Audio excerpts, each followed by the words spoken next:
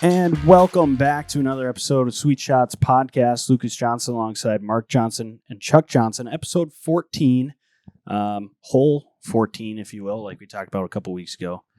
Structure like that. So in my mind, it kind of feels like it's a gettable par 5. And I think a large portion of that, we feel confident with it because the guest we have here today, Mr. Josh Persons, Fargo native. Welcome on the show. Thanks for having me, guys. Yeah, welcome into our very official studio here at St. Andrews in Sweet Shots. I love that gettable par 5 concept. It's a gettable par 5. We are making birdie for sure, Mm-hmm. and there's a chance of eagle because this is a great guest today. It is, and it's like you look at how a golf course is structured. There's some holes that you just know, okay, take your par and move on. A couple episodes ago, we just take our par and move on. We're going to get through. I was just going to ask, how'd the first 13 holes go?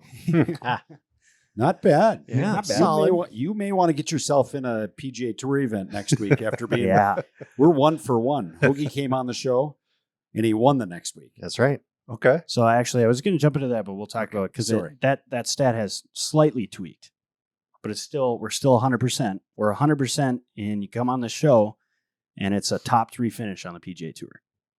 At least a top 3 finish. At least In 2 events. That's what I'm saying. We're 100% in 2 events for a top 3 finish. Yep.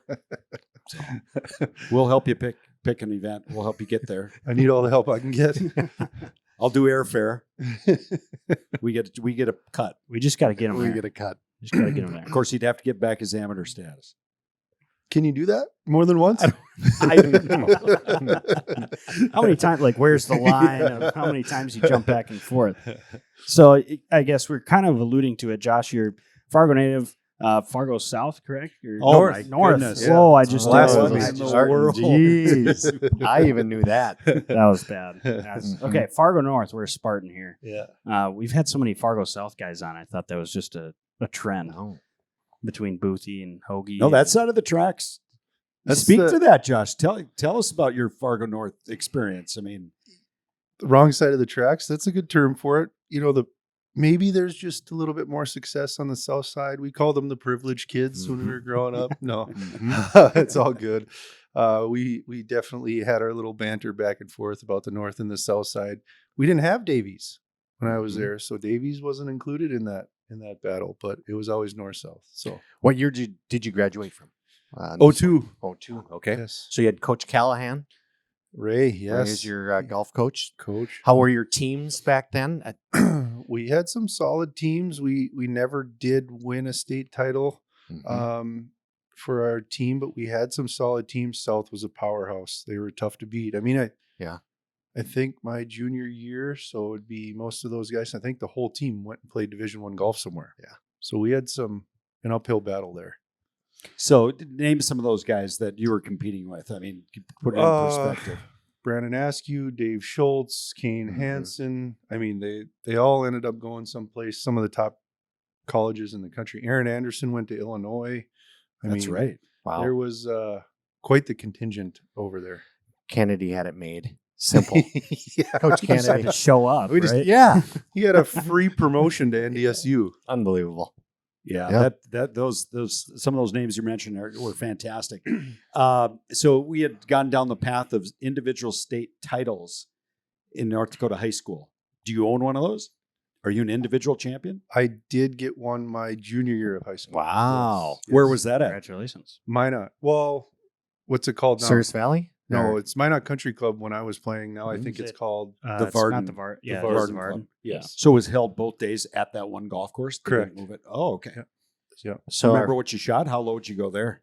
Not very. That place can be a little tricky. Because And I Dakota's tour guys go crazy nuts, but Yes, and we've always done pretty good there. I played the Dakotas tour, so I had some little experience there playing, and we did do pretty well there. But now there's no trees.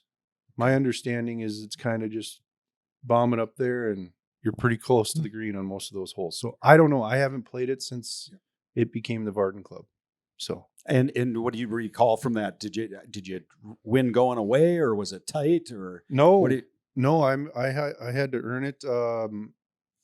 I had to make a par on the last hole, which doesn't seem very hard to do. I think it's a relatively short par 5, but didn't hit a very good tee ball. Had quite a long ways in for my third shot to that tiny little green there that was giving everybody fits. And back in the day, they had a big pine tree that protected the whole green. Yeah. I don't know if it's still there or not. And I was able to maneuver my way around, just make a par, survive. Wow. Remember who was runner up? I don't. I love this stuff though. He can I recall know. shots from 20. It's always golfers. We can recall shots Yes. 20 years later. It's amazing. Not like it was yesterday, but Right. you remember. I remember that. Maybe it was Kane. I'm not sure who was close, but yeah, I do remember feeling the stresses and some of the worries that were going through my head. That's for sure. Was that your biggest win to date? Junior in high school, winning the state title, or had you won some other regional stuff before that? No, because I think the summer after my junior year, and then throughout my senior year and after my senior year of high school is when I started winning more golf tournaments. And was that because you started growing? I have a picture, you and David Schultz, and I think it might be Aaron Anderson's in that picture from the Junior All City. I forget what year that was. It was 96, matter of fact. Mm-hmm. And you're pretty small. I was a very little guy. It's hard to believe. Until I got older. I always say this, and I remember getting my driver's license, and I'll never forget what it said on there. I was 5'3", 117 pounds. Wow. When I got my driver's license. That's Were you 10? 14 years old. Yeah. So, and then based on a basketball program, I could tell you how tall I was at kind of those ages. Like I was a sophomore, I was only 5'9", and then kind of shot up after my sophomore year. So yeah, I was kind of a late bloomer. So you're right on there. And was that just noticeable then all of a sudden you just started adding, you came out one spring and you're 30 yards longer than you were? Yeah, it just added power, right? I always had to, I didn't hit it anywhere when I was a kid because I was only 4 feet tall. Yeah. So that stuff just kind of came with size and strength. Yep. And you grew up playing Edgewood? Edgewood, yes. Dave Kingsrud. Dave Kingsrud. Barb was always there in the pro shop. Yeah. A lot of those guys. I mean, I can name a lot of the guys that worked there. Darren Uzelman from back in the day. He was at Shanley. Yeah. I played with Darren. Yeah. Really good player. Yep. I mean, all the North guys were up there. Lackaduk was one of them. I played a lot with those guys. The list is quite long from the old Edgewood, and then the Rat Pack that always hung around up there. I remember those guys. And so your golf swing, it's fantastic. Hopefully we can throw some video on of his golf swing in production. But is that self-made, or did you have an instructor? How'd you come up with your move? A lot of hours with John Dahl. Yeah. He told me the realities of what was going on, and I had to learn a lot from him because it was self-made for a while, and then he kind of got a hold of me, and we worked really hard at that. Not to say that it's perfect. I have plenty of flaws in mine, but there was a lot of things that I worked to improve on there. But he definitely didn't sugarcoat anything with me, so that was always good. A little tough love from him. It's kind of his trademark, right? Yeah. That's a tough love. John Dahl, tough love. I mean, I remember I had a couple lessons going to him when Mark and I couldn't work together anymore. Through the parent-child relationship, how that works. No, I had the wisdom to know, you know what, let's go get this kid some tough love. Yeah, I've candy-coated it long enough. Yeah. Let's send him out to John. So we go out there, and I remember the first one was, I think the first lesson, like I needed to have a stronger grip, tighter grip. So he walked me over to his golf cart and had me take like little quarter swings and absolutely bash the front tire of his golf cart. Yep. Just repeatedly, as hard as I could for as long as I could for, I mean, I don't know, 3 sets or whatever he called it. And then I'd go hit shots with keeping my grip nice and strong. And his hand strength is second to none. Really? He's got a heck of a, does he? His hand. Oh, okay. Yeah. So, I mean, follow that. We won't dive into it too much, but some of John's methods, you know, some of his examples, what he had you do, were different, but he really did connect with his students. Like, this is where what you need to do and where you need to get to that next level or perform the shot. Mm-hmm. Do you recall something specific that he did with you that was like, really? I need to be doing this? Or to get to this level, I got to do what? Oh, I mean, I think it's endless things, but he used very unique ways, beating on a tire, to get you to understand what he was trying to tell you. And the biggest thing we always talked about is the noise. You can hear it when you're Contact. Yes. Mhm. It has to come out of the center, and you have to know where that face is pointed. If you don't have control of the face, you don't stand a chance in this game. So I think he beat that and ingrained that into me so hard that that's something I always fall back to, is if it's the right noise, the right feel, and you're hitting it out of the center of the face, the ball just takes off on a line and it doesn't go anywhere other than where you want it to. Centered Sounds contact. simple. Yeah. I love it. It's really Love an it. easy game when you think about it. No, it's Yes. not. Centered contact. It's not. Centered contact. No. Yeah. So back to a timeline. Okay, so we win the state title junior year. When did you?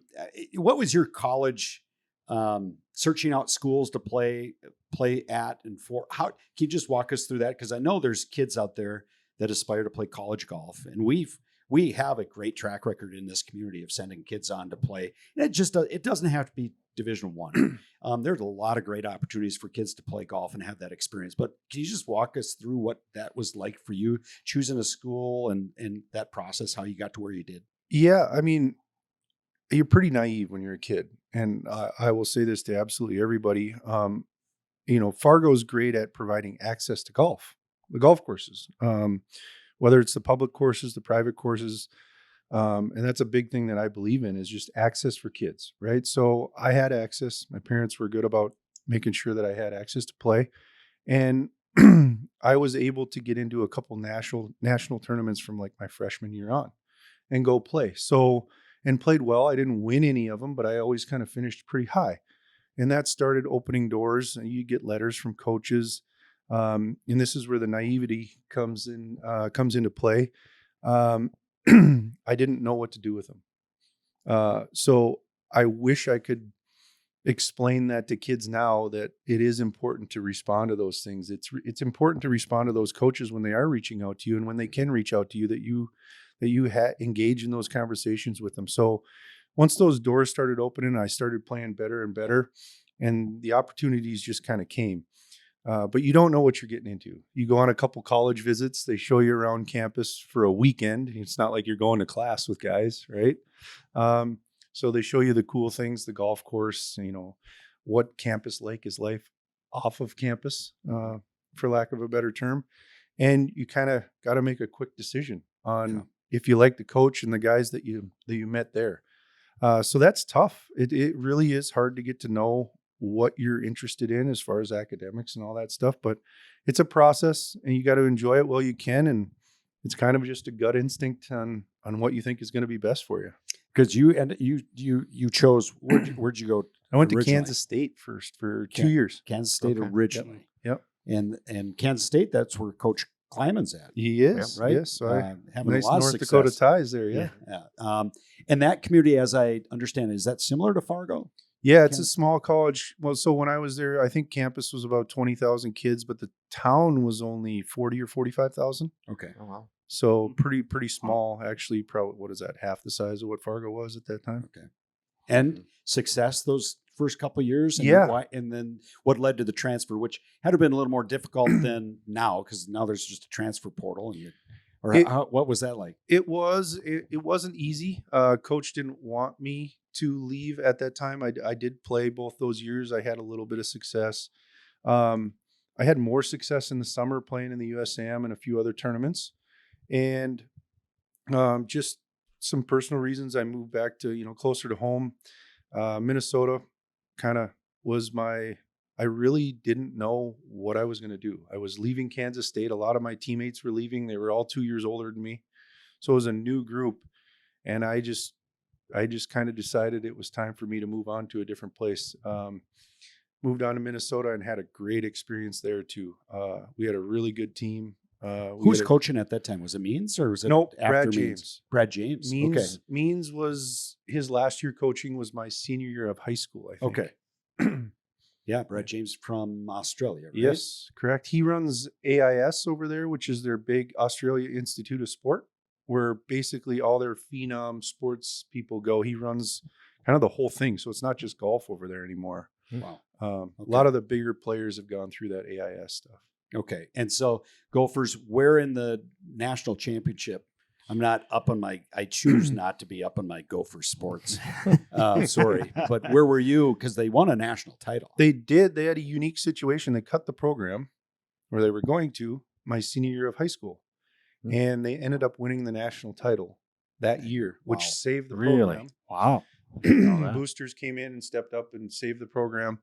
And then when I transferred back, we didn't make it to nationals my junior year, but my senior year, we finished third. We had a pretty good run. Wow. Yeah, Nice. so That's really cool. Was Van Ruin in it, or is he? He's quite a bit younger. Is he? Okay. I'm an old soul. Okay. All right. All right. You look young, John. All right. Okay. What's that fraternity like? I mean, do you still stay in contact with the program and guys you played with from the Gophers? Or The coach there now is Justin Smith. He was in his extra semester finishing up his degree when I came in there. So if I would have went there from high school, we would have been teammates. But I know him well.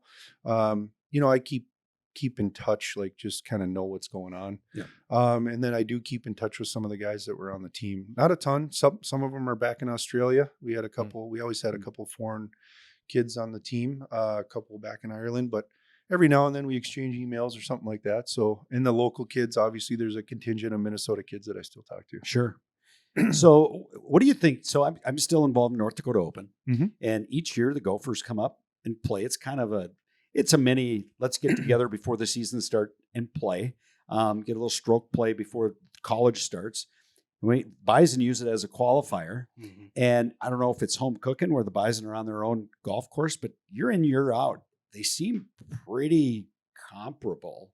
Mm-hmm. Do you speak to that a little bit? Is that how narrow the gap is between programs, or is it a little home cooking, maybe the advantage? I know the Gophers, for whatever reason, won't give Coach Kennedy and the Bison an opportunity to come down and play in their They do now. Invitational. This will be the first year. Oh, they are coming down to play? I don't know if they're going to Minnesota's invite, but they're playing in either one or two events together. In large part due to Nate DeZiel, who was on the show earlier, a couple episodes ago, because he won conference last year, opened up the doors for NDSU a little bit. Rightfully so. They've got a great team. So they are going to be playing Minnesota now. But I put you in a tough spot. But what do you think that gap is between the players? I mean, the Bison, these city kids that have come up here, and there's some local guys too. Started kind of with Andrew Israelson and Van Holmgren. Lucas, you were part of that trend. That's a pretty salty group that they got together. Absolutely. And I think that's where you're seeing, the elevated play of NDSU has come up tons with you guys, right? You guys had some good squads. Kind of started, to your point, it started with Andrew, and it was kind of that trend of, I think, 3 or 4 of us where U of M was in the mix as well, and then they passed on us, and I think Kennedy did a great job of explaining, how similar. So the gap's getting tighter. I mean, better players. I mean, just more of them, right? Yeah. And then you guys are succeeding, and you get the opportunity. It's we in college. It's weird. The top teams want to always play against each other, because if they get beat by teams that aren't ranked in the top, it really hurts going to regionals and nationals and all that stuff. So they try to keep it a tight knit group there.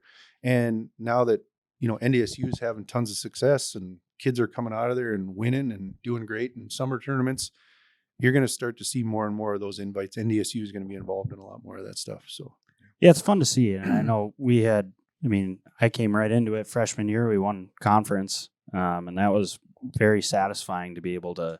That's kind of when we started talking about it. Hey, we can go play. I think Minnesota was always kind of that next tier up for us, being Big Ten, seeing the schools that they're playing with, and then getting to play with them at North Dakota Open. It was always kind of a benchmark for us. And so now I'm really excited for the guys moving forward here this year to be able to give it a try. But to your point, it is, whether it's just more good players coming out of it or more opportunities too. I think that it's pretty fun to watch. It leaves for some good golf. Right. All right. So timeline. I'm as great as your amateur career was and is again professionally. Mhm. How did you turn professional right after college? And talk us through, where'd you play, what tour, levels of success, things like that. So I had an extra semester of school. I stayed and graduated in December, and then I went straight down to California and caddied for I don't know, 6 months till summer hit. And then For a buddy? Or who did you caddy no, for? just club caddy, making Oh, money At a golf course. Yeah, I like that. You guys got That's something where I in common. started. Yeah. For Boothie at Fargo Country Club. That was Yeah. my first gig. So I mean, just staying around the game, right? It's an expensive habit to try to go play golf, and I just wanted to stay involved in it. I wanted a shot at it to see what I could do. Caddied for a while, had some help. Some people got me started, which is, can't thank them enough for that. And then kind of took off from there. I didn't have a great success as far as making a bunch of money my first year playing the Dakotas Tour, but through Q School, I made it through a couple stages. I made it through pre-qualifying, made it through first stage, and was only a couple shots out of getting the final stage. So Wow. that kind of gave me some confidence right out of the gates. And then, you know, I would go back and caddy in the winter. And then, Are you practicing at that time too? Yeah. Obviously. I mean, you're it's- caddy and you're practicing. you You're loop, feeding the- loop in the morning, play in the afternoon, Yeah. pretty much What every a day. It's like gig. Groundhog That's Day. great. Yeah. So just kind of got better and better. And then I had a couple good years on the Dakotas Tour where I did make a little bit more money. I started winning out there, and you know, that kind of breeds into your confidence. And then I started branching off, playing the Gateway Tour down in Arizona. So I wasn't caddying in the winters anymore. I was playing all year. And then towards the end, I got in the PGA kind of program, which is, you know, I played in Canada for a couple years, and then I won up there, which got me. I always struggled getting to final stage at Q School. Couldn't get through that second stage. I had some success getting through first stage, but second stage was always tough for me. And that win in Canada catapulted me to final stage.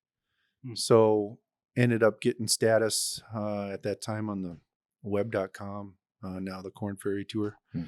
And just that was kind of my last year. I didn't have a very good year out there, and I would have had to restart, go all the way back down to the bottom, and decided to pack it in. But that short story is over 8 years. So Wow. played for So- 8 years. And that's Where in Canada did you win? Victoria, British Columbia. So Okay. west of Seattle, West of west of all the way Vancouver, out west there. of Seattle, out on the island. What year was that? Roughly 2014. 14. Okay. Yeah. So you found yourself then the next year you're on the web.com. Mm-hmm. I swear I was watching final round of a web.com, and were you paired with, was it Dave Schultz? No, No, Hoagie. it was Hoagie? You and Yeah. Hoagie are paired together? because like it was final group? that was around the same time, and I'm going. So we're talking about time. My timeline circulates around the Bagroom Wall of Fame at Fargo Country Club. 'Cause there was a couple times where it was just like, here's an article from Tom Hoagie, here's an article from Josh Persons, here's an Mhm. article from Tom Hoagie, Josh Persons. You know, That's so cool. that was kind of You the guys were paired together in the final. timeline. Yeah, so that was before I had status on the web.com. That was, I think I was playing in Canada, or maybe even the year before. I think it was the year before I played in Canada. So this might have been 2012-ish, 2011. I Monday qualified in. He had status, so he was out there every week. I Monday qualified in, and it was at TPC Potomac or TPC Avenue down in DC. And that was basically my home course. I played there every day because my sponsor was Dick McCon, was out in DC, and I spent months there every year, and that's where I'd go practice and play every day. And our head pro at the time is a Fargo guy, Jay Duffy. Oh my goodness. So Okay, there's a Jay lot of Duffy. connections there. And I played you with know, Jay. I just happened to qualify and get in that week and played well. I did. I played very well for 3 days and kind of had a similar final round like Colin Morikawa. I think I had a 3 or 4 shot lead going in the last day and shot like 76 or 77. That's golf, right? I mean, So it's yeah, unfortunate timing, but But that's that's golf. I mean, would that have been life changing to win that event? Is that totally. like- yeah. And I had some opportunities like that. Unfortunately, I just didn't capitalize, whether it was the last round or just didn't win. And that could have totally changed my career path. But hey, I sucked it up and kept trying to win. And that year, unfortunately for me, that was late in the season. So it got me in the next event.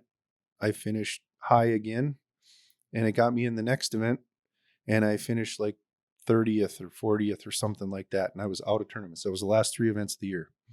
And I didn't make enough money to get back on the tour the next year. So timing. And that's kind of what I wanted to touch on because, we talk a lot about whether it's PGA Tour and the success these guys are having or the potential for life-changing. And I think some of the best golf, call it drama, news, whatever, is this life-changing stuff that happens on the mini tours. And you said that short story that you talked about was over the course of 8 years. correct. I mean, as you're a professional golfer and people automatically think PGA Tour millions of dollars, but the real story behind it, and you can talk to it a little bit, but it's a grind. I mean, between travel costs, tournament entries alone, right? I mean, it's a full on grind. Motel 6s, driving all over the country. Yeah, no, it's definitely not as glamorous till you get to the top levels, but I mean, that's part of the gig, right? You got to make sacrifices and everything if you want to make it in that industry, whether that's your job or golfing or football or basketball. That was just part of the gig. And when you're young, you don't know any better. Life is great when you're kind of on the road, traveling, having a good time, and playing golf for a living. So yeah, it could be a lot where you're playing golf for a Yeah, living. right. So that's Did you have a regular caddy or was it week to week up there? no, I had a week to week. My schedule was so all over the place. And then the expense of having a regular caddy was not in my budget at the time. So Okay. I just kind of got a local guy every week. Okay. I have a lot of questions, and unfortunately we don't have. Love to sit here all day and talk, Right. but we got other things we have to do too. Mhm. With our guest here today. But how many opens did you play in? U.S. Opens. One. Open. One. Chambers Bay. Yep. And Wow. that was the baked out open, right? I Mhm. mean, They lost the greens. Yeah, it was bad. That was a tough deal. What year would that have been? 15? Okay. 15. And so were you still actively playing professionally, or had you taken some time away and Yeah. qualified? Talk us through the U.S. Open experience. So, no, that was my year on the web.com tour. Okay. Interesting story on how that, I wasn't having a very good year. I didn't know my schedule that well. But again, I go back to DC to qualify. I actually leave Dallas tournament, make the cut, finish at whatever time. And I get into DC at 1 o'clock in the morning. And I got to tee off at 7. 36 whole days, longest day in golf. And it's 150 degrees, it feels like. So I'm on no sleep, and I just go play. And it's a course I've played a few times. It's Woodmont right there in DC. Played well. I mean, I played great the whole day, kind of out of nowhere. And I missed about a 4-footer, I think, on the last hole to get in outright. So I go into a playoff, and the playoff, I think we get in 4 or 5 holes of a playoff before it gets dark. yeah, this is a 36 hole day. So Yeah, this so is hole now- 40. Now I'm on hole 40 and it gets dark. So they call it. And this kid keeps making a 15 to 20 footer for par on every hole just to keep in. And lo and behold, I end up losing on about the 8th or 9th playoff hole. Oh, no. I lose. He makes birdie and I make par. So I think my chances are done. Well, turns out how they do the whole ranking thing is it goes by strength of your field at your qualifier. Well, the one I was at was one of the highest strengths of field with the least amount of exemptions. So I'm like first alternate of all people in the US Open. And, it's only like a week or two after the qualifier. And I am, I don't even remember where I was playing. And I'm, looking to see, they save like 3 spots for people that move into the top 40 or 60. There's an exemption category there for world ranking. And Matt Jones has to finish solo second in the event to move into the top 40. And he's in and he takes the final spot and I get bumped out. Well, I'm thinking I got a plane booked to go to the US Open Chambers Bay and I'm getting on the plane and he like just makes an eagle to go T1. No. And I'm like, oh. Well, lo and behold, he finishes solo third. Oh my And goodness. I find out I'm sitting in the airport watching this whole thing unravel, on the airplane, watching as much as I can, texting people, buying the Wi-Fi, so I can see this going on. If there's and ever reason to buy the Wi-Fi. Yeah, and I get all the way to Seattle, and I'm just sitting in the airport. They won't give me my courtesy car or tell me I'm in the field till it's official, which takes about 6 hours. So I just sit there at the courtesy stand for a Lexus, right, to get my Lexus and drive to the course. So that was my interesting story about how I got in. I was the last man in the field at the U.S. Open. Oh wow! Wow, what an experience! So That's you're very out there, crazy. and Tom was in the field. Tom was correct? there. Yep. Did you guys play practice round together? Yeah. Or, We okay. played a couple days together when he was there. How weird is that? That I mean, you guys both grew up in Fargo, obviously. Did you guys know? Did you play much with him when he was a kid? I mean, I'm how quite a bit. comfortable with? Yeah, what's the age difference Yeah. between you guys, Josh? What's Hoagie, 32? 33. I He think. might have told us when he was here. Yeah. I don't remember. I feel my pretty first year confident at Fargo 33. was 2006, and he was a sophomore in high school, so he's probably 16.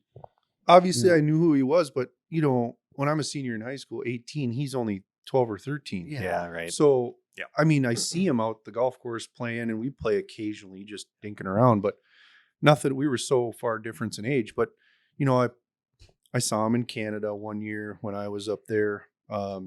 We played together on the web once or twice, and then when our paths crossed, like schedules crossed, we'd play in a practice round here and there, which happened to be at the U.S. Open as well. And at that time, was John his teacher as well? So you had that in common? Yeah. Probably. Yep. So you'd Mhm. probably be kept up to speed through John, what Tom was up Mhm. to, and vice versa. But Yeah.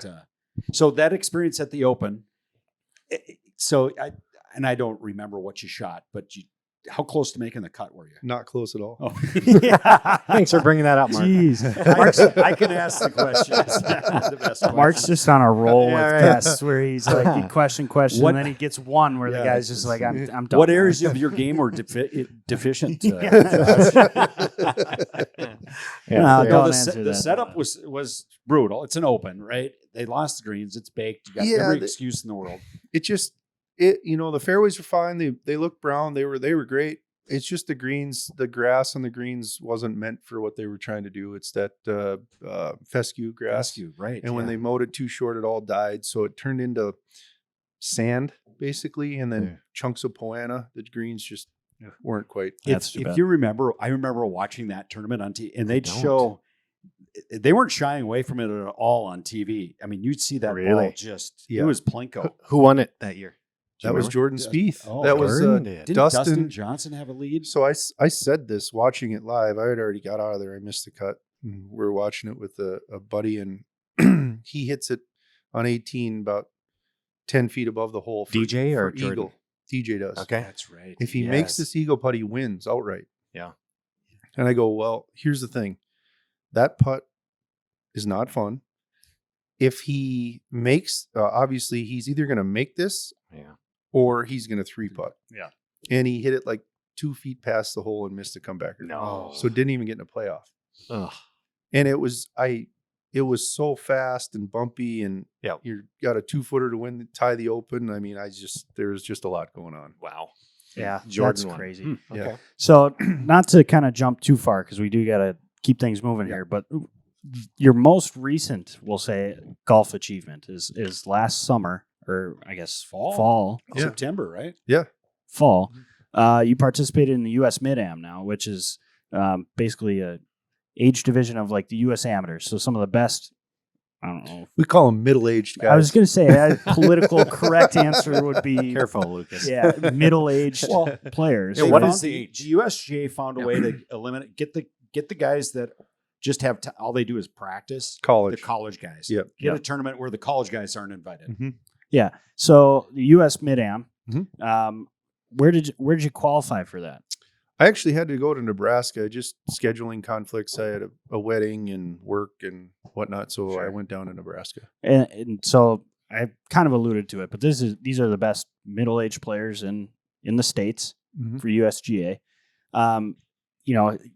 The whole tournament. I mean, it was fun to watch just because it was a great location. Remind me again where you played it at. Aaron Hills. Aaron Hills, Wisconsin. that's right. Yeah. So beautiful course setup. Yeah. And I mean, long story short, you had some success there. Kind of walk us through what that experience was like, maybe even compared to the U.S. Open, and kind of how that differs in that setup. It's fun. I mean, it's a USGA championship. They take it very seriously. Both golf courses were fantastic. Blue Mound was the offsite one. Great experience. The Mid-Am is a very unique experience in the fact that you see guys out there with TrackMans in tow, practicing like crazy, and then you see guys that are sending out 100 emails on the driving range trying to get all their work done too.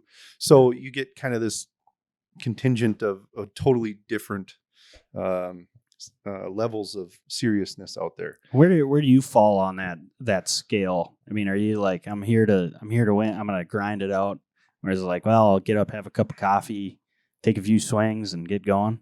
Well, I don't like to lose, so I mean, I take right, that part yeah. seriously, but I definitely am get up and have a cup of coffee and hit a few balls and let's see what happens. I mean, I did it pretty serious for 8 years, so it kind of is what it is at that point. you know? Right. And did I see, because there was a great Nick Lakaduck was following along, and he did a fantastic job on Twitter, kind of keeping live tweeting basically your matches. And did I see one of the rounds you were warming up, you just went straight for like a 3-iron on the range? That was your first. That's an old habit of mine. I grabbed the 3-iron. It's Tom Watson, I think, was the one that kind of started this. If you can hit a 3-iron, you can hit anything. But I like a little longer club to get me loose, and it'll tell you right away if your swing is matching up to what you want it to be, if you can hit that one out of the center of the club face. There's can't be many guys There's doing my that on the range. No doubt. Just walk right up to the.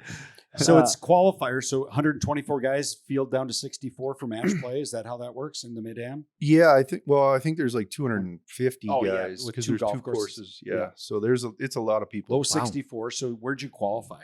I was right in the a hair above middle 15, somewhere in Okay. there 20. But you're in the field. Yeah. In the match play field. Let's go. Yep. And I remember watching at the time or seeing it.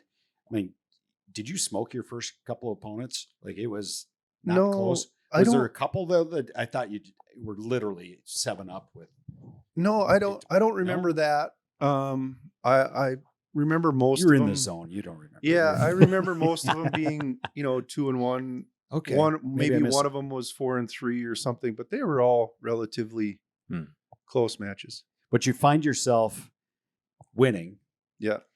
And winning. Yeah. And the prize beyond just winning the Mid-Am is a trip to the tournament. I can hear the birds chirping Oh, me right too. now. Yeah. I can hear Jim Nance. Augusta. Yeah. The Masters, Josh. Yeah. That would be a fun deal, but Yeah. When did that start entering the picture for you? Or did you think about it? And is it just the winner? It's not first and second, right? it's just the winner goes just- to the just the Masters. I winner? think first and second might go to the U.S. Open. I'm not sure. Oh, on so that, though. okay.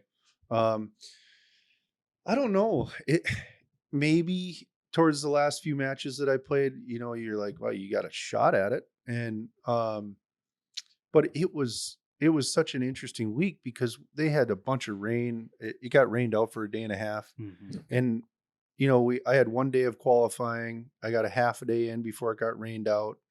And then I had to come back and play 9 holes to get in to match play and then go play a match like right away.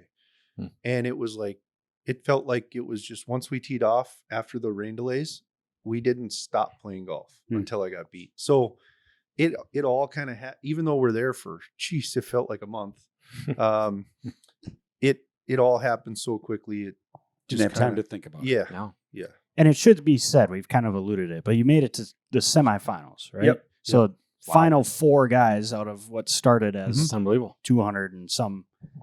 I mean, it's you and 4 others, and so we were sitting back here, and we were talking about, he's got a shot to make it to Augusta, So whether or not you were thinking about it, we were talking about it. We were able to talk about it here, but I mean, just being able to follow along and watch some good golf and then see someone represent Fargo so well, it was really, really cool to follow along. And just kind of lends itself to the fact of our earlier point going way back, but just the access that Fargo gives people to golf. Allows them to play at the highest level. Access and competition. There's a lot of good golfers here. Yeah. I think that's an underrated thing, but I mean, there's some people that put it on the map. Amy, Tom. Yeah. So Absolutely. Impressive. Yeah. So does making the semis, does that get you anything for next year's Mid-Am? I get 2 years. I can play in Okay. the Mid-Am the next 2 years. So Excellent. you're automatically in the field. Yep. Oh, Good for you. fantastic. And they're Yeah. going, is it Quail Hollow? Yeah. Quail New Hollow Jersey. next year? Yeah. They don't mess around. So They here's do. what I see when he makes it to the Masters. We're doing a live feed there. Right there. You got to Live from the join us. Masters. Maybe Butler Cabin. We'll see Absolutely. how we can play that. See Well, if they'll allow that. That's the only way we're getting in now after last episode and how hard we went on them about Scott Stallings' And their mess up. invitations. Maybe they didn't listen to that one. We thought the other Scott Stallings played it wrong. When he Did you got hear the about this, invite. You Jack? should have just showed up. Yes, that's We what we said said. for a practice round. That's Not what for I the would have turn- done. Yeah, I would have called up. Hey, Scott Stallings here. I got my invite. Yeah. Are you busy next Tuesday? Can I play next Tuesday? We're thinking he could have got at least 9 holes out of it Right. before somebody's like, how is this guy playing? I would have tried it. Yeah. So before we venture off, I mean, congratulations. I mean, that Yes. was so Thanks. much fun to watch. And where do you think your game is as far as on a trajectory? You know, golf, sometimes we all have these peaks and valleys. Being around you the years I was seeing you play at Fargo, I saw some of the scores you shot. Are you still getting better? Where do you think you're at? Seems like you putt better. You said that to me. I putt better now than when I was practicing putting when I was trying to play. Yeah, I mean, some of that is, the pressure you put on yourself of every putt matters so much more. You think it matters. Also, it is, even though it's still pretty good golf, there's a lot of good amateurs out there. I'm not taking that away, but one shot means so much more in professional golf that 8-footer that you're standing over and that you got to make almost every time, or you're losing shots on the field. You drop down 20 places if you miss that versus 3, in amateur golf. So maybe some of that is the stress of just the pressure, right? Where the putting gets a little bit better. They say your peak is about 38. I'm just turning 39 here, so maybe I'm just over the hill. I've already crested going down the other way. But that's why I look at Tom, and he's 33 right now, and his career is going like this. He's got 5 really good years coming up. Yeah. Everybody says 38 is kind of your peak, and if you can hang on a few years after that, you're doing great. Yeah. Hey, sorry, boys. Sorry, Mark. Sorry, Chuck. Ouch. Thanks, LJ. Thanks for pointing that out. No, I got some new equipment coming. I'm Yeah, there buying you my go. game. I All picked right. up 20 yards on a 7-iron. That's true. Yeah, the new equipment's coming in handy. I need that. We'll have to do a review on something like that. But we're going to take our first and only break here. That segment ran a little long, but thankfully so. That was great stuff from Josh. So you're going to stick around because we're going to get into hopefully what we're known for, a little DraftKings here. So take a quick break. We'll be right back. This segment brought to you by the Sweet Shots Golf Academy. It is that time of year again. Companies bringing out their new equipment. We alluded to it before the break. Get yourself in here for a club fitting. We've got tremendous improvements from Callaway Ping. We've got Mizuno's down there, as well as 2 in-house golf professionals to help you out with any lessons you might need, as well as a nice putt view putting green to work on putting, which tends to go by the wayside in the winter. So get yourself in here for a little lesson. Sweet Shots Golf Academy. All that information is found on our website, sweetshots.com. Let's get better today. I thought like that. That was okay. Oh, Just wow. come up with that. Yeah, like right that. now. Let's get better today. I love That you might Like- want to protect that. that. I agree. This is it. This is my Josh, trademark shirt-worthy. right here. It is shirt worthy. My head snapped up when he said That's it. shirt-worthy, Get guys. better today. Let's do it. We're going putting after this. I'm going to work on my putting. Let's get better today. I did. I just came up with that. There you go. All right. All right. right. Get that on the wall down in the academy. This is why we do it, Josh. Yeah. You come up with ideas just like this, sitting around a table. All right. Well, let's get into why we're here. So we're doing a little golf news. We'll recap last week. So last week, Tournament of Champions, strong field. really interesting golf to watch. We finally got it back. I thought that was good golf to watch in Hawaii. It makes you miss it a little more. It did. I don't know what you guys thought. Yep. No cut event. No cut, which also leads to a little more fun because you see guys get a little more aggressive, I think, down the line on Friday. But we touched on it early with our podcast success ratio of 100%. Tom Hoagie had another great week this week. I think I saw his last 6 holes. He went 600 in his last 6 holes. Yep.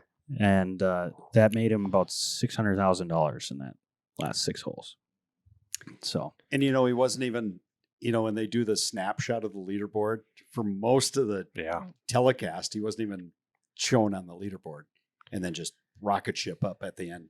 he hit a shot from hole 13. I don't know if you guys saw that. This kind of went Out of the weeds. Yeah, it kind of went viral. Unbelievable. And it was, was it chest high weeds or something like that? And he just hacks one out there to like 5 feet. Yep. Oh, hum. Yeah. LJ, you touched on it. You talk about a strong field there, and then you look at a segue to this coming week's event, right? Sony, 19 players will be playing in this week's that played last week.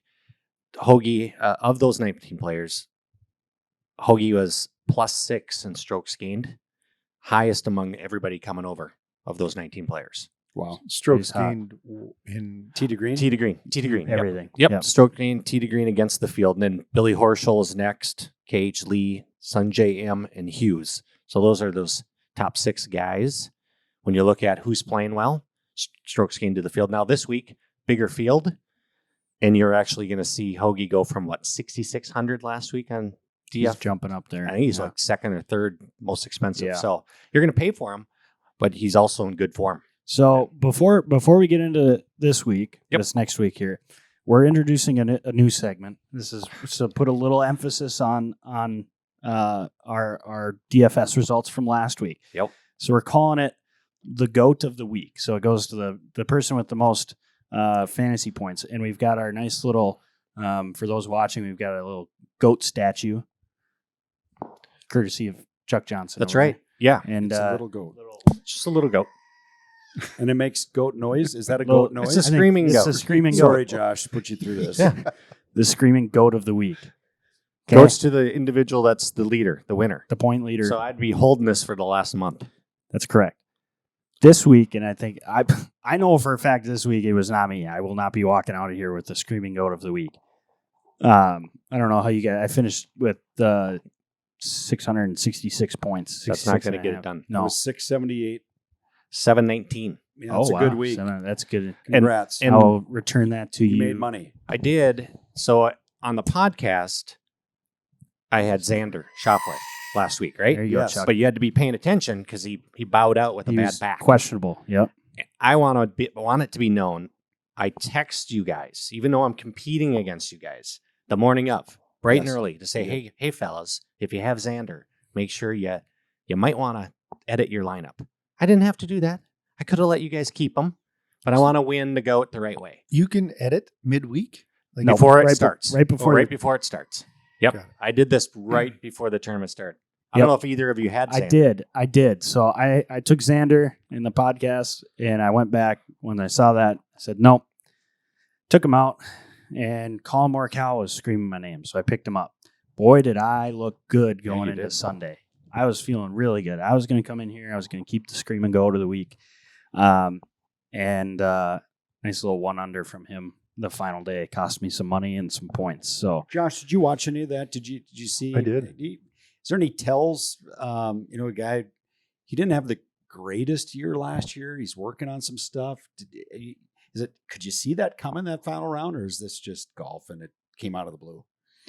What's your take with him? It happens. You never know what's going on in your head when that stuff happens. And John Rahm was, I don't know, what did he shoot? 10, 11? 10 under. Yeah. He was 10 under with a bogey on 1. Yeah. He 3-putted on 1. Wow. That So- just proves no good round starts with a birdie. I'm when just gonna things say. start spiraling out of control, it's tough to regain. And he hit it in some spots that he really had to try to get himself out of. Mm-hmm. And that's not what you want to do when you have a ton of pressure. Yeah. They're that good. It's just you played that great all week, bogey free, whatever, and you have a little slip up, you have a little, and just He still that. shot 24 under par Right. and Right. lost. I mean, That's right.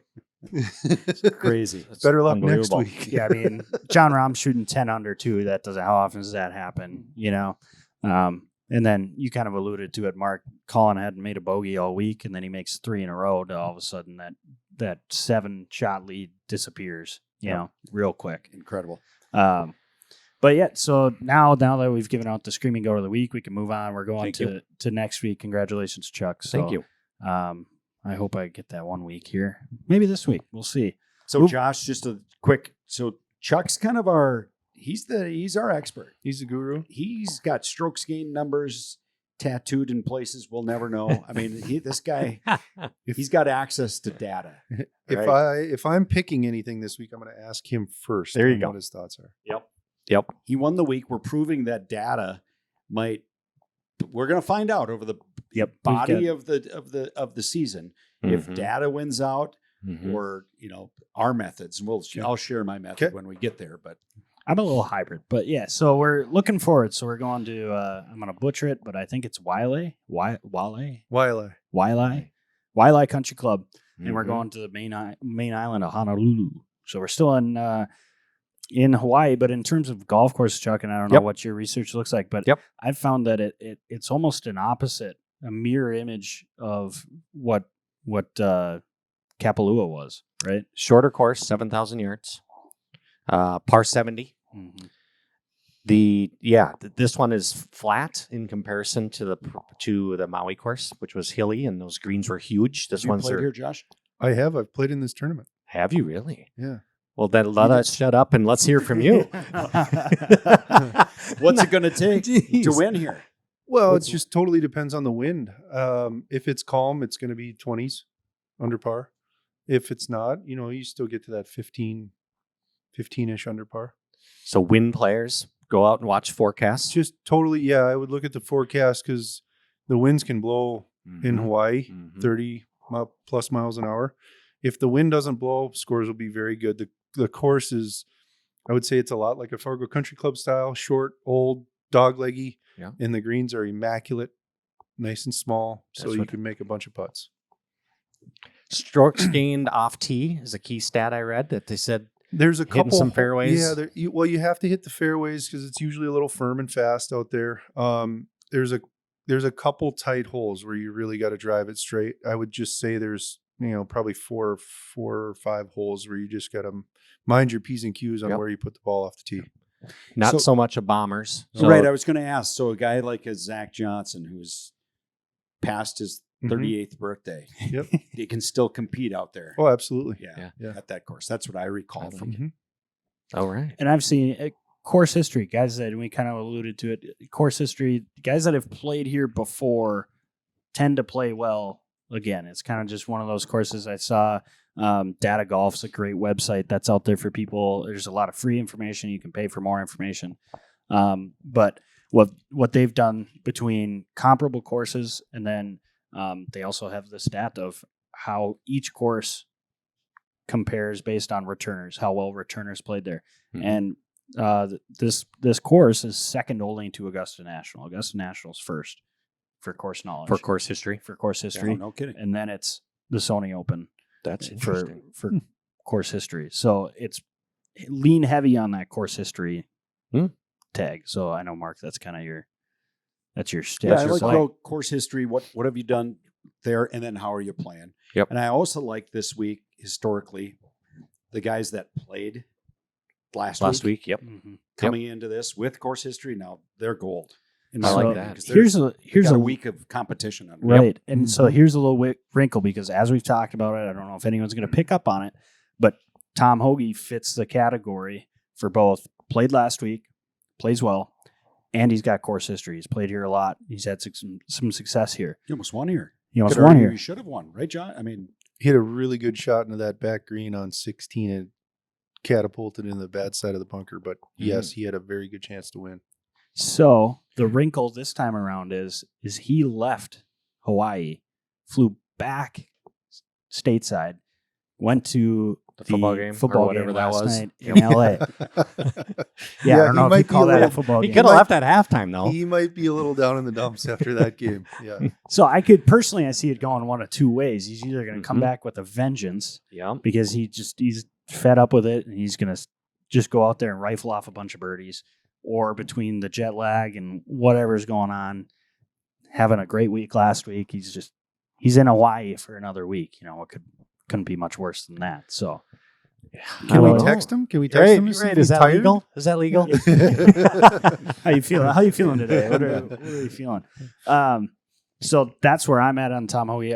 Full disclosure, not on my team because it's a little up in the air for me. Okay. The TCU hangover is yep. what you're going to call that. TCU hangover is what I'm going with. You bring up something, course history is huge here, but then you look at the most expensive golfer, Mr. Kim.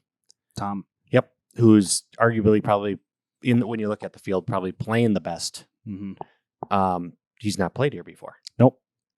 So are you willing to take that chance? Put all your money on him at 10-5. 10-5, yeah. Or are you leaving him off? What's your mindset there with? Well, without getting into course my history, whole, is your course history outweighing the fact that he's probably one of the better players? For me, no. Without getting into my full lineup, but Tom Kim's on my line. I've spent the money and I went for him. You did? Okay. Just because I think in his history, course history is not. That's right. He's been able to play really well at first time visits at these golf courses, so Okay. I'm not too concerned with his course history. And I think he's one of the better ones in there. Plus, I just love the kid. I mean, he's 20 years old. It's just Fun to watch. All right. fun to watch. So I pulled up some values for Josh. Josh, who do you think? I mean, we're putting you on the spot here off the top of your head, but give us a couple guys that you're high on. Can I think this is where I'll provide value to this conversation. I love this. Not in the top names that are going to play well. Mm-hmm. I would say I can throw out a couple dark horse names that like nobody would guess. Okay. Value picks. And I'll tell you why. Mm-hmm. First name that comes to mind, this is totally random, Brent Grant. Ooh. Young kid. He's just coming off the web.com tour, but he's from Hawaii. I've played with him a number of times over there. This is good. Write that Write down. this down. Write that down. Write that down. Okay. He won once or twice on the web.com last year. He qualified for the US 4-ball when he was like 16. His partner didn't show up. He shot 62 on his own ball. What? So 4-ball's the best ball for the Yeah, listeners that's that don't unbelievable. understand 4-ball. He's like one of the only guys I think to ever do that. But he does not lack confidence. He's a confident young kid. Okay. And he knows that place very well because he grew up there. Maybe not on that course, but I guarantee he's played there a ton of times. Love it. And that would be a sneaky, cheap pick. LJ's thinking of modifying his lineup. Okay. Yeah, I like it. Mark, have you found him in there? No, and I'm scrolling down. I'm at 6,100. There he is, 6,000. That's got to be the low, isn't it? So I love it. Some data on him. He's had 14 of 29 cuts. So that must be on the Corn Fairy. Yeah. Yep. And 2 top 10s must have been his All 2 right. wins. You said he's Yep. won a couple times. I like it. Yeah. He's streaky, but he can make a million birdies, and he knows the place like And- the back of his hand. And here we're looking for a cut maker Yeah. because this is a cut event, right? We want to Yep. get 6 of 6 guys in. If he can make the cut, that'd be beautiful. That's 6,000. All right. I like it. What else, Josh? Keep it going. I think, contingent wise, I would say I don't know, did Matsuyama play last week? He did. He did. Didn't play well.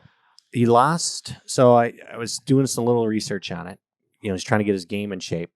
His strokes gained to putting, he was like -3. And his strokes gained approach, he was actually positive. I'll take him night and day because you go from Kapalua, it's either Bermuda or that past Pelham. Yeah. Everybody was struggling with their putter. You see all the guys getting frustrated. Yeah. This is like, it's Bermuda, but it's the nicest Bermuda grass. It's like putting on this table. It's glass. I'll Take a flyer on. Yep. He's That's- defending champion Yeah. too, right? Yep. He won last year. Yeah. Yeah. Oh god, that 3-wood shot he hit into 18. Yes, Oh, you're right. That was last year. And On a rope. people, I think, when you look at it, they still think his game's off to the point where they're going to shy away from him. I like that. It sounds like he was hitting it better, but he just didn't get the putter going last week. And it's like a home game for him. Okay. Very large Japanese contingent over there. He's like a hometown Okay. favorite. I there. like it. Nice. This is good stuff. This is. Might have to bring Every him in week on Tuesday, Josh, we're here if you want to. It doesn't always work, but I'm just familiar with Hawaii. I've spent enough time there. Love it. All right, that's good information. That's good couple. Okay, so Chuck as Yep. the scream and go to the week. I get to go. You're up first. All right, I'm going with what we call stars and scrubs. So I'm going couple heavyweights that are pricey. Starting with Mr. Tom Kim. Nice. Yep. And I got Hoagie. So I'm going the two of them. That's top loaded there. I know, it Wow. really is. Yep. So then reaching my cheapest guy, Mr. Higa, Higa. He's 3 of 3 cuts made with a top 10 already this fall. So I'm just basically going with cuts made. Yep. I don't think he's played here yet. So I've got 2 guys right there that haven't played this course. Then I've got Mac Hughes, Mr. McKenzie, I like that played one. last week. Mhm. Middle of I think he was 20th, Mhm. but is shaking off the rust. Then I've got 2 guys that were playing really good this fall. Mr. Buckley at 7,600 and Mr. Gordon at 7,600. And he is 7 top 10s, and he had 4 of them this fall. So I'm banking on those guys continuing some fall. So you're Good plan. kind of recent form plus stars and scrubs. Yep. And then Yep. I really think Hoagie, it's going to come down to Hoagie and Kim. And hoping playing your other well, guys and make then the cut. and these guys are cut makers, and I think those guys are going to finish 1-2. You got to. I'm going with. Hopefully, that's the idea. I like it. And I'll have this guy again next week. I like it. Seems sound. We'll see. We'll see Seems about sound. that. All right, Mark. Yeah, you know what? I just can't resist a couple of my picks, but I went Spieth Hoagie. You know, What's Spieth at? 10,000. Okay. So yeah. Okay. Stronger in the field. Of course, he has course knowledge. At times, he played really well last week. Anyways, and Hoagie we talked about, and then I can't. Well, before I get to my other guys, Maverick McNeely, he was a house of fire last fall. He's trending, and the kid's really really neat kid. He played Josh's history in Minnesota as he came up and played the Ironman tournament. Did you ever play the Ironman back in the Oh day? yeah. Did you ever play him? I Well, suppose he's I'm- young. Yeah, I'm 20 years older than he is. So is that a no? And you weren't circling back if you lost the pine and you got back and run over and play a final match against some 12-year-old. All right, so I got McNeely going. I like his game. Could not stay away from Matt Kuchar. Oh, boy. There it is. Oh, We called it boy. beforehand, Chuck. Oh Lord. He played well here last year. Definitely course knowledge. It's Mhm. not a bomber's track. He's just burned me gotta the tee last it time up. I had him on my roster. He withdrew. In Vegas. in Too much Vegas. craps playing the night before. And then I went with the other guy the sneaky guy. The last time I had him on a team, it was in Mexico, and he was in the mix. Rory Sabatini. Oh yes. So there's a value at 6,500. And then I backed that up with another value pick that another guy that's found his game again is Aaron Badley. Oh, geez, you got 3 guys that are almost senior tour worthy. At 6,400. Sabatini? Is he? Well, Should be. somehow I needed to make McNeely at 9,100, Spieth at 10,000, and Hoagie. You might as well go the quad, get KJ Choi too, because he's in the field. He is senior tour, champions tour. Yep. Yeah. He's in the field. No, I'm set. All right. You guys murmur and laugh all you like, I but am. I haven't had $200 left, Josh. Jeez, All how much right. money In do you get to Battle spend to pick Fi- your team? 50,000. Battle. And we talked about it last week. This is fake money, so we're not actually emptying the bank accounts here. Okay. You want Uh, to pick a team? No, It's you okay. guys go ahead. I'm Okay. just Okay. throwing little tidbits of I information. love it. Love it. out there. all right, so mine. I'm getting into mine. So like we talked about before, I got Tom Kim 10-5 top load, and then I'm going. So I did a kind of a hybrid between the statistical models that I found and kind of some gut picks. Okay. Based on cuts made. So my next expensive, I went Brian Harmon because he played well again, and kind of fits the mold. He's been my guy. He has been your I guy, can't and he's believe I not don't on your have him. team. I thought Yep. he was going to be on your team, Mark. Doesn't have to hit it. It's not a Bombers deal. Nope. It just sets up. I think nice. he's going to fit in really well here. Plus, he's playing well. Plus, he played the week before. Then I'm going Siwoo Kim at 8,200. He's a little bit of a flyer, but he's put a lot of work in the offseason. Mhm. And again, kind of fits that statistical model of between strokes gained approach. And he's just got to get the putter Some course figured out. history. A little course history in there. I don't think it's too crazy, but so then here's where we start getting a little wonky because I top loaded with some of those guys there. I go into Brendan Todd, and that's a statistical projection. I feel better about this one because he's never missed a cut here. So he's got course history and never missed a cut here. So I felt good about that. And then these last two are pretty much gut picks plus cuts made. I've got Grayson Sig at 7,300 and Joseph Bromlett at 6,900. And both of those are basically based on their points per game and cuts made. Joseph Bramlett is one of the longest hitters I've ever seen in my life. I just played with him in U.S. Open qualifying last year. Really? Just bombs it. It's unbelievable. That's saying something because you can move it. It's 40 to 50 yards difference Wow. between me and him. And that's What? not to, And his is all carry. Yikes. he's going to eat this course up. I was super impressed with All his right. golf game. Okay. Love it. I don't know if a bomber is that much of an advantage at this place, but yeah. Yeah, I'm just looking 3 in a row cuts made. Yep. So that's your Okay. team? That's my team. Okay. And I'm not super thrilled with it. Now that Josh mentioned, I feel better. But I think I'm gonna throw together a couple 10-cent, 50-cent teams just to ease my mind a little bit. All right. Yeah, So- we're not wagering much in this. We'd never reveal what we are, but I'm going to put in a couple extra teams this week. Me too. And After I'm those. gonna go off your lead, Josh. That's solid information. I have a question for you. Talking about this fellow that bombs it. Mhm. I don't know where I heard this story, and I don't know if it was Tom that told me this story, but he was paired with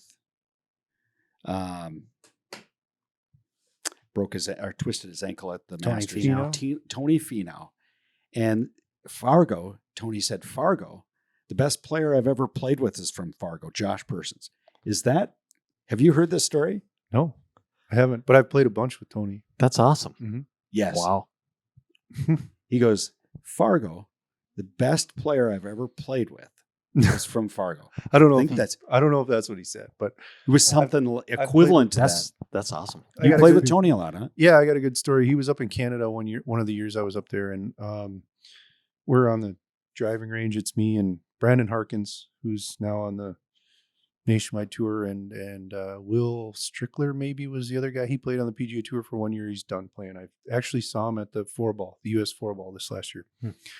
We're out there, and Harkins is a Callaway guy. He's got a 3-wood, and one of the hot 3-woods that just came out, and we're having this long drive contest on the range with this 3-wood, and nobody can believe how far this 3-wood's going, and we're all trying to show off, and they're bombers. So I'm doing everything I can, and I'm probably maybe the shortest one of all three of us. And Tony's on the end of the range grinding and working on his game, and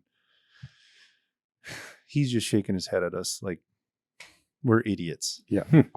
And finally, we've all taken our passes at it. He comes over and he's like, all right, guys, I've had enough of watching this. And we're hitting it past the end of the tee box onto this putting green back there. Well, he grabs a 3-wood, tees it up, and there's a tree, like a 50-foot tall tree right behind the putting green. And he flies it right into the top of that tree. Wow. What? Wow. And 2 swings later, the 3-wood caved in. Oh, no kidding. Wow. So he's got a couple extra gears, you're saying, If maybe? he wants If it, he can do whatever he wants to. Jeez. But yeah, I know Tony. That's crazy. I know Tony pretty well. So That's cool. That's awesome. That is. That's awesome. Well, this has been an absolute blast to have you on. I think we need to have him on again, not only for his DraftKings knowledge. Yeah. What other courses have you played? That's It's been a great episode, and unfortunately getting to the end, needing to wrap it up. But thank you, Josh, for taking time and coming out here and dealing with us for an hour. Oh, this is great. I love talking golf. It's you don't get to do it very often, so this is fun. Thanks for having me. Absolutely. Thank you. So best of luck to you boys. Hopefully that Screaming Goat gets to leave Chuck's desk. Not a chance. Comes to one of us here. Yeah, best of luck to everyone out there. Thanks again for listening, and we'll catch you next time.